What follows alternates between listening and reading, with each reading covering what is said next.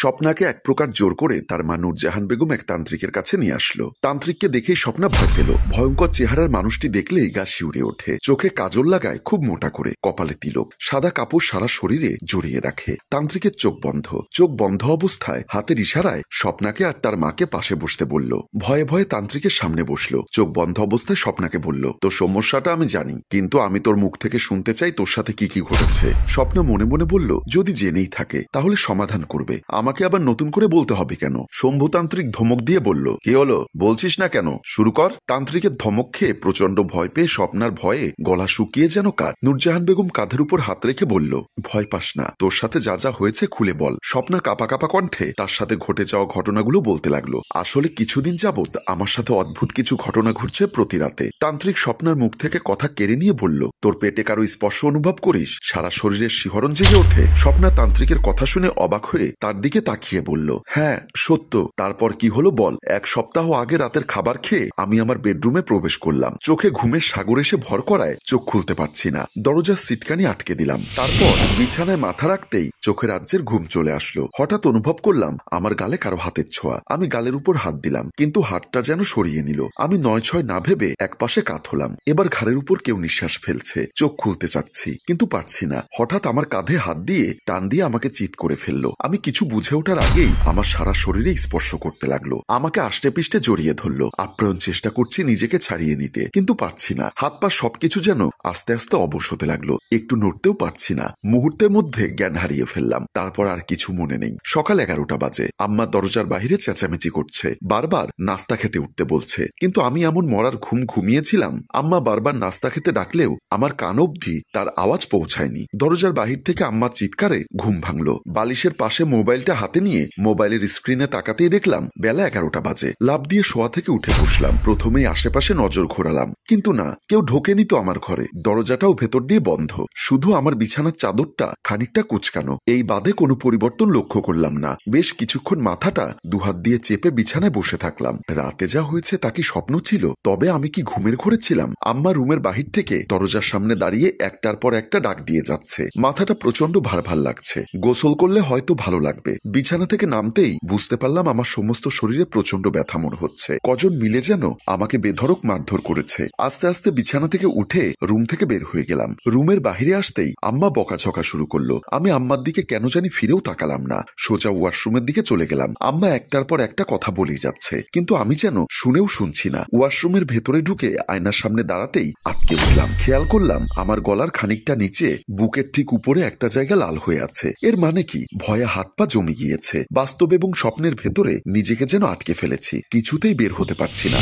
গোসল শেষে ড্রেসিং টেবিলের সামনে দাঁড়িয়ে চুল আঁচড়াচ্ছিলাম, কিন্তু মনকে শান্ত করতে পারছি না কিছুতেই। ঘড়ির দিকে তাকাতেই দেখতে পেলাম 12টা বাজে। এদিকে আমার 12টা বাজাতে আম্মা দৌড়ে আমার রুমে ছুটে আসলো। পেছনে এসে দাঁড়িয়ে আমাকে বকা দিয়ে মারতে যাবে। এমন সময় আম্মা লক্ষ্য করলো আমার ঘাড়ের নিচে একটা কামড়ের সাদৃশ্য কালো দাগ। উত্তেজিত মানুষটি নিমেষেই পানির মতো ঠান্ডা হয়ে গেল। আমার ঘাড়ের উপর হাত দিয়ে বলল, স্বপ্না, তোর এখানে কি হয়েছে? আম্মা হাত দিতেই আমি হালকা ব্যথা অনুভব করলাম। আহ করে উঠলাম। আম্মা অন্য কিছু অনুমান করে রাগান্বিত হয়ে টান দিয়ে আমাকে তার দিকে ফিরিয়ে বলল, সত্যি করে বল, তোর ঘাড়ের উপরে কে কামড় দিয়েছে? আম্মার কথা শুনে আমি যেন আকাশ থেকে পড়লাম। অবাক হয়ে বললাম, আম্মা তুমি এসব কি বলছো? আমার ঘাড়ের উপর কে কামড় দিবে? আম্মা আমার গালের উপর কষে চর বসিয়ে দিল। আমি গাল চেপে ধরে বললাম, তুমি আমাকে মারলে? আবারও বলছি, সত্য করে বল, তোর ঘাড়ের উপরে কামড় দিয়েছে কে? আমি আম্মার হাতটা ধরে আমার বুকের উপরে নিয়ে গত রাতের সব ঘটনা আম্মার কাছে খুলে বললাম। আম্মা সব কথা শুনে তার চোখ বড় বড় হয়ে গেল। আমি কাঁদো কাঁদো গলায় আম্মাকে বললাম, আম্মা তুমি ভালো করে তাকিয়ে দেখো, তুমি যেখানে হাত রেখেছো ঠিক ওখানে একটা কামড়ের দাগ আছে।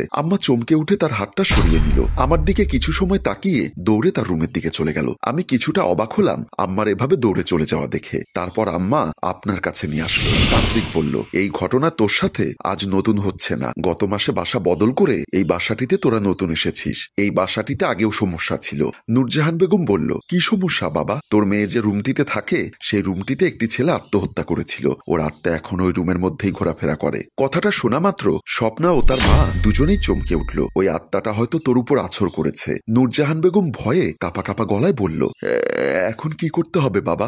আপনি একটা সমাধানের পথ দেখিয়ে দিন। ওই ছেলেটির অতৃপ্ত আত্মাটি ওর প্রেমিকাকে দেখতে চায়। ওর প্রেমিকা যদি ওর কাছে এসে ক্ষমা চায় তাহলে হয়তো ও তোদের বাসা থেকে বিদায় নিতে পারে। নূরজাহান বেগম বলল, কিন্তু সেই মেয়েকে আমরা কোথায় পাবো? আমাকে আজ রাতে গভীর ধ্যানে বসতে হবে। তারপর ওই মেয়েটি কোথায় আছে খুঁজে বের করতে হবে। স্বপ্না বলল, তাহলে আজ আমরা কিভাবে ওই বাসায় থাকবো? সেটা ঠিক বলেছিস, তোরা এখন বাসায় যা, আমি রাতে তোদের বাসায় আসবো, তারপর দেখবো ওই অতৃপ্ত আত্মাটি কেন তোর মেয়ের উপর ভর করতে চায়। যা তোরা এখন বাসায় যা। শম্ভুতান্ত্রিকের কথা বিশ্বাস করে স্বপ্না ও তার মা বিদায় নিয়ে বাসার দিকে চলে আসলো। বাসায় প্রবেশ করতেই স্বপ্নার মোবাইল বেজে উঠল। মোবাইলের স্ক্রিনে তাকিয়ে দেখলো রাকিবের নাম্বার। স্বপ্না তার মাকে বলল, আম্মা তুমি তোমার বেডরুমে যাও, আমি আমার বান্ধবীর সাথে কথা বলে আসছি। বলেই বারান্দার দিকে চলে গেল। নূরজাহান বেগম তার রুমের দিকে চলে গেল। কলটা রিসিভ করে কানের কাছে দিতেই রাকিব উত্তেজিত হয়ে বলল, কি সমস্যা?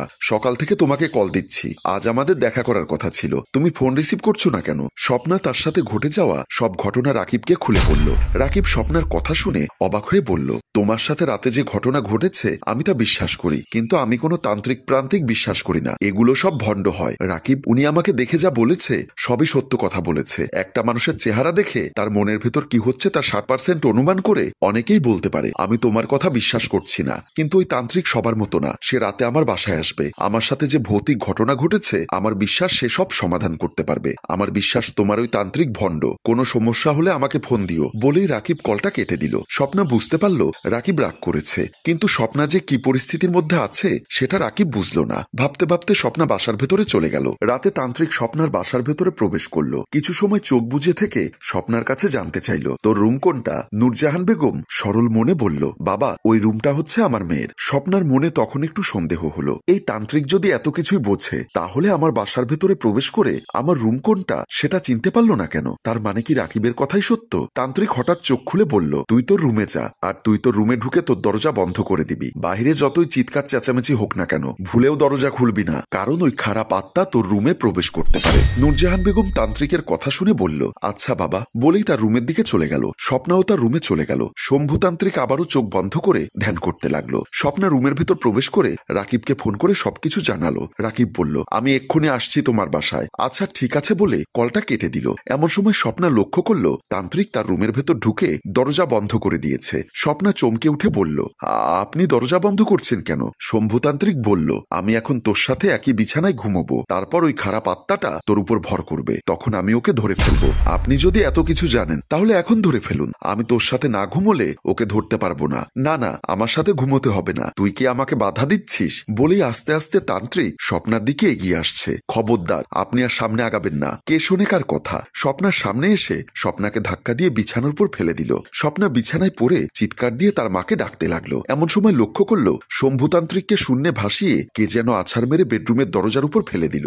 তান্ত্রিকের চোখ বড় বড় হয়ে গেছে, মনে হচ্ছে কে যেন তার গলা চেপে ধরেছে। তান্ত্রিক ভয়ে হাত পা ছাড়াছাড়ি করছে, হাত দিয়ে গলা ছাড়াবার চেষ্টা করছে। ছটফট করতে করতে শম্ভুতান্ত্রিক নিজে নিস্তেজ হয়ে পড়ে গেল ফ্লোরে। স্বপ্না এমন ভয়াবহ দৃশ্য দেখে চমকে উঠে আম্মা আম্মা বলে চিৎকার দিল। ভয়ে সমস্ত শরীর থেকে ঘাম বের হয়ে গেল। দরজার সামনে নিথর দেহ পড়ে আছে তান্ত্রিক। হঠাৎ লক্ষ্য করলো স্বপ্নার পুরো ঘর অন্ধকার হয়ে আসছে, তার চারিপাশে অন্ধকার, একটা ছায়া ঘুরপাক খাচ্ছে। ভয় আতঙ্কে স্বপ্নার কলিজা শুকিয়ে কাঠ হয়ে যাচ্ছে। এমন সময় গায়েবী একটা আওয়াজ ভেসে আসলো, তুই শুধু আমার, তোর উপর যে নজর দিবে তাকে আমি পৃথিবীর মায়া ছাড়া করে দিব।